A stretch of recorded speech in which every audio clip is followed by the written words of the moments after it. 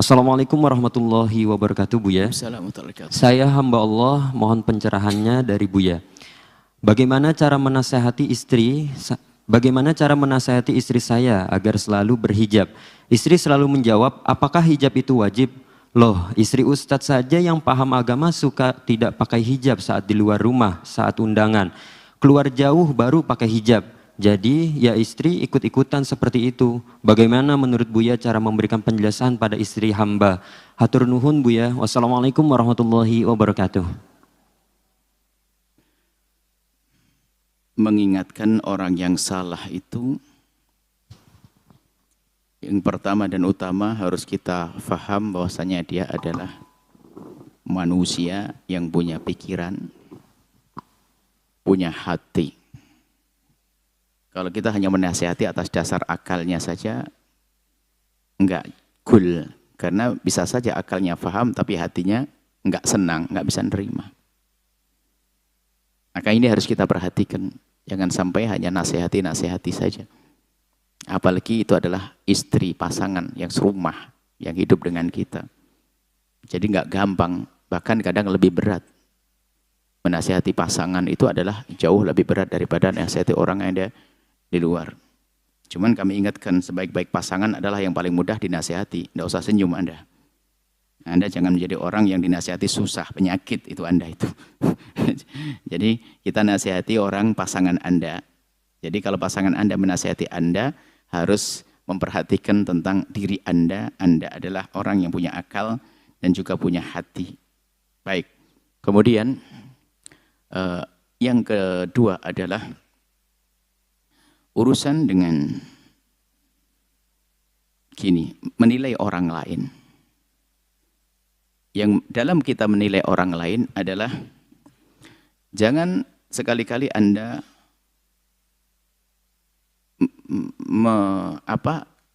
jangan ada kaidah dalam hati Anda, biarpun tidak Anda ucapkan, menjadikan bahwasanya istri kiai, anak kiai itu harus maksum, terbebas dari dosa. Atau tidak bisa melakukan kesalahan. Ini bahaya.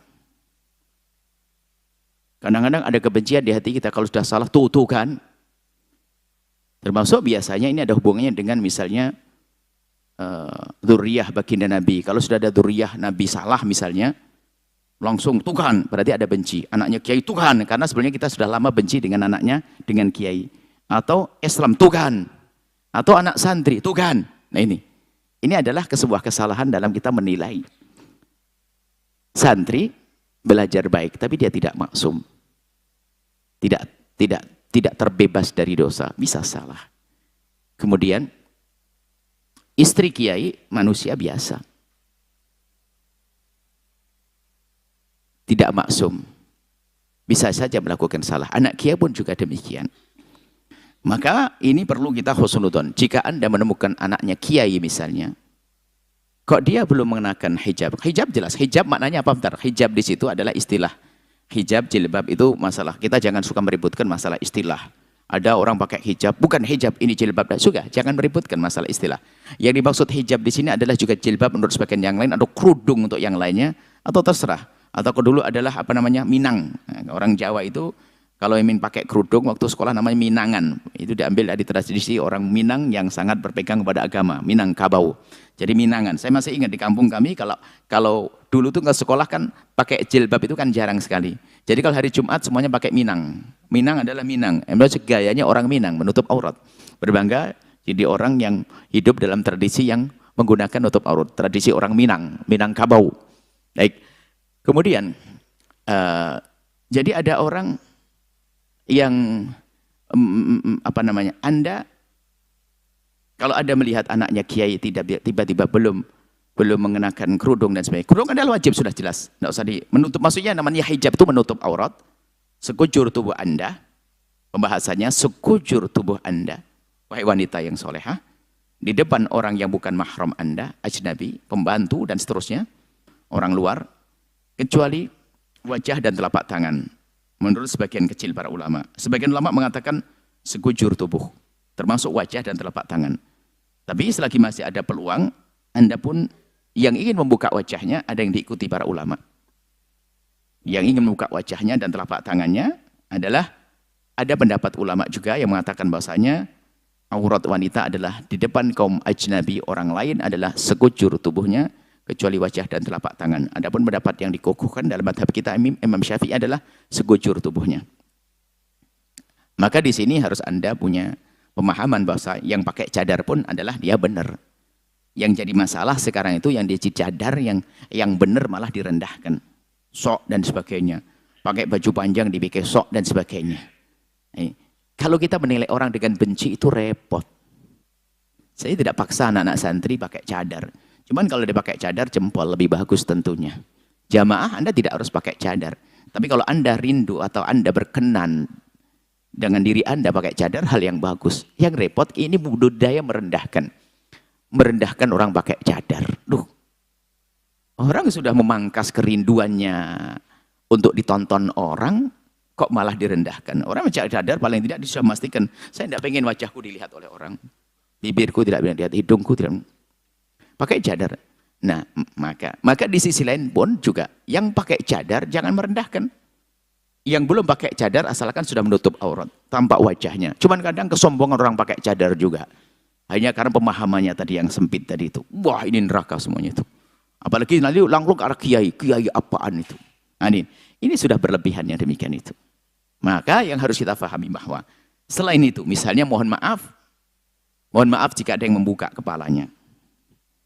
Kalau tadi mengatakan bahasanya anaknya kiai pakai kerudung atau istri kiai pakai kerudung kalau lagi kondangan pergi jauh, kalau di rumah buka. Makanya istri saya ikut-ikutan. Ini juga pendidikan bagi siapapun ya. Untuk bersuri toladan itu harus jelas dong.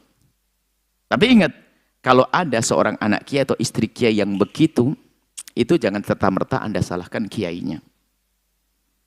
Bisa jadi sang kiai itu sudah menasihati siang dan malam. Cuman belum tembus karena faktor kedekatan. Bisa jadi dia dinasehati atau target.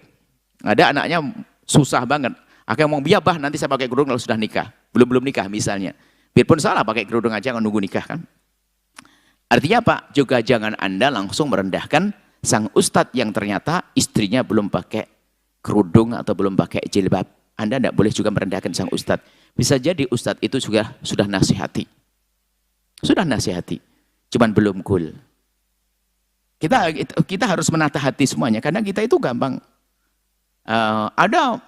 Ada kebencian dengan orang yang pakai baju panjang. Dia pikir, wah kayak syar'i banget. Wah syar'i banget. Loh, kenapa sih harus pakai ngomong syar'i banget? Sudah syar'i kan?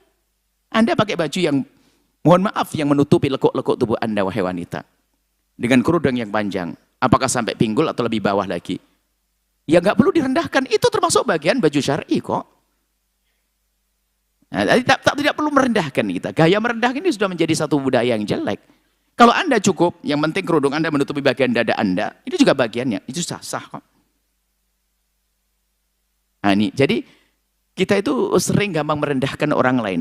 Emosi dengan melihat dengan kebencian. Itu bahaya sekali. Saya ini panjang karena masalahnya kompleks banget sini. Nah, kemudian ya, Anda tidak boleh merendahkan kiainya kalau ternyata istrinya masih buka kerudung dan sebagainya. Kalau masalah hukum kewajiban menutup kepala, rambut itu sudah sepakati 4 madhab. Kalau Anda belajar fikih dimanapun sudah jelas. Pembicaraan tentang aurat. Dan fikih paling ringan pun ada aurat di dalam sholat, aurat di luar sholat. Bagaimana ulama mengatakan aurat di luar sholat? Sudah sangat jelas. Bicara tentang hadis, Qur'annya sudah sangat jelas. Tinggal kita menerapkan saja tanpa memperdebatkan lagi. Tidak perlu memperdebatkan lagi masalah ini. Baik. Kemudian, nah, hal lain yang harus Anda perhatikan bahwasanya kalau Anda ingin, makanya berguru Imam Ibnu Hajar, Imam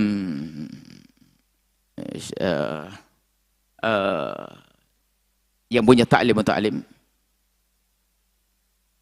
Di dalam kitab Ta'lim Ta'lim itu, kalau kamu ingin belajar, itu hendaknya kamu memilih sekiranya kita bakal bisa bersuri toladan. Kagum. Ya. Kekaguman. Jadi kalau kita berguru, kenapa Nabi dijadikan suri toladan mutlak dari apapun. Tapi ke bawahnya adalah tentunya nggak ada seperti Nabi, hanya ada Nabi.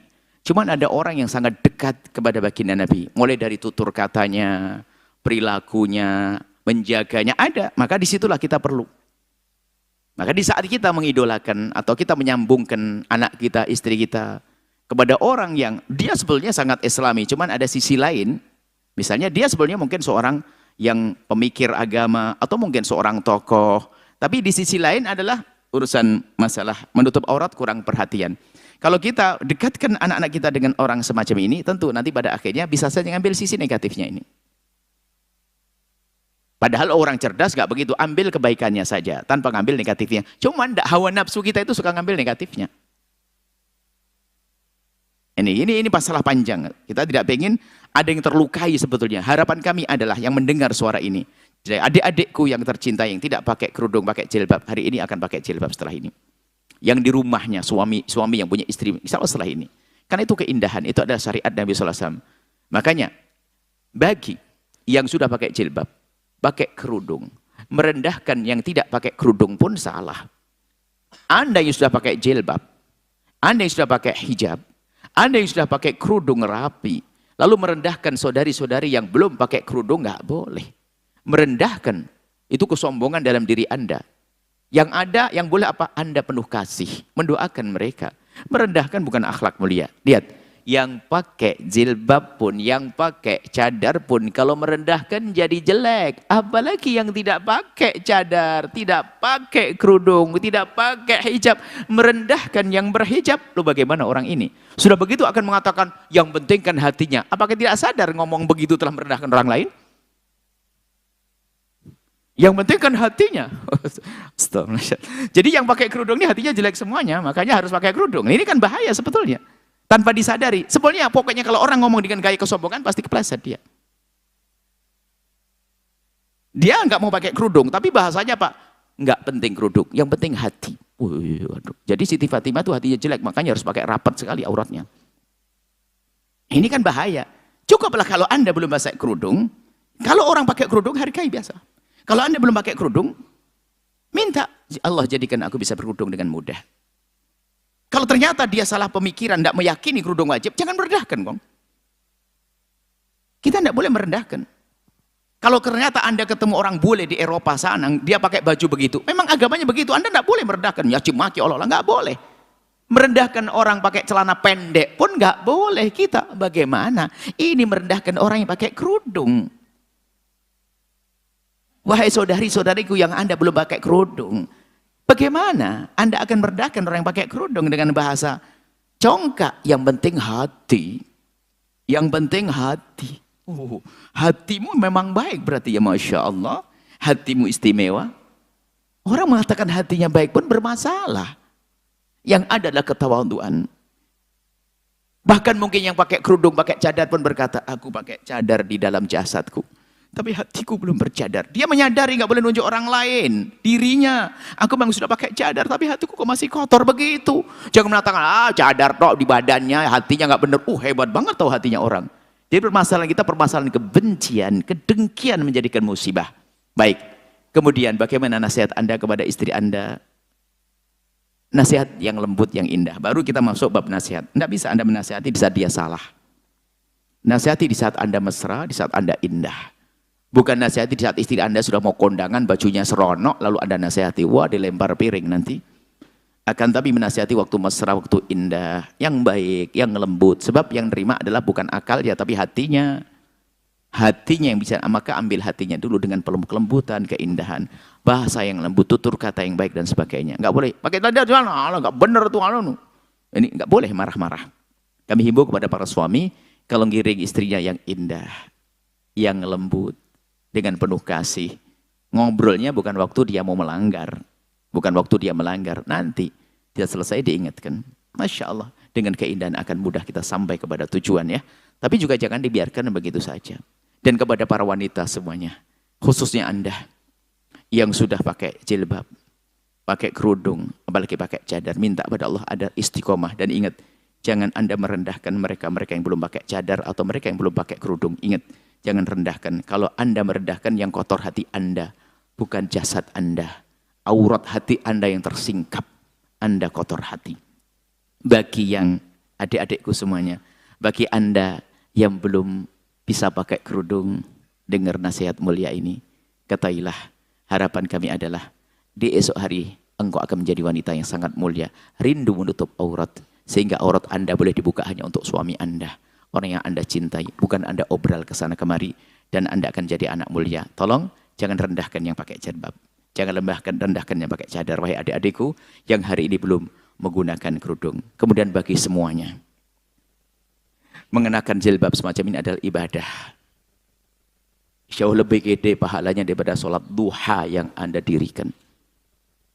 Jauh lebih gede pahalanya daripada sholat tahajud yang Anda lakukan, wahai para ibu-ibu yang soleha. Karena apa? Menutup aurat hukumnya wajib. Sholat duha adalah sunnah. Maka kenakan ini di saat Anda bertemu dengan kaum pria. Jangan hanya di saat ketemu di majlis. Sampai di rumah lalu dibuka. Nggak begitu. Anda ini solehah benar dalam kedudukan kami. Gunakan di rumah. Dan niati itu adalah ibadah. Anda menjaga aurat Anda ibadah. Ada nilai di hadapan Allah seperti melaksanakan ibadah sholat lebih dari itu bahkan. Seperti itu insya Allah. Semoga semuanya jadi terjaga, aurat terjaga. Kemudian juga kalau Anda, wahai adikku yang solehah, engkau membuka auratmu. Pertama, kesalahan pada dirimu dan semoga Allah ampuni. Yang kedua, engkau mengundang dosa orang yang melihatmu. Jika satu orang yang melihat dosa satu, kamu pun dapat. Jika yang melihat 10 orang, maka 10 orang juga dosa, kamu dapat. Maka wahai adikku yang masih anak-anakku yang belum menutup aurat, mintalah kepada Allah, ya Allah bimbing kami ya Allah, agar kami bisa menutup aurat kami. Dan ingat semuanya dengan keindahan. Jangan ada yang mencaci, jangan ada yang mengolok. Semuanya dengan keindahan. Wallahu a'lam bishawab. Setelah Anda menyaksikan video ini, jangan lupa berselawat kepada baginda Nabi Muhammad sallallahu alaihi wa alihi wa sahbihi wasallam.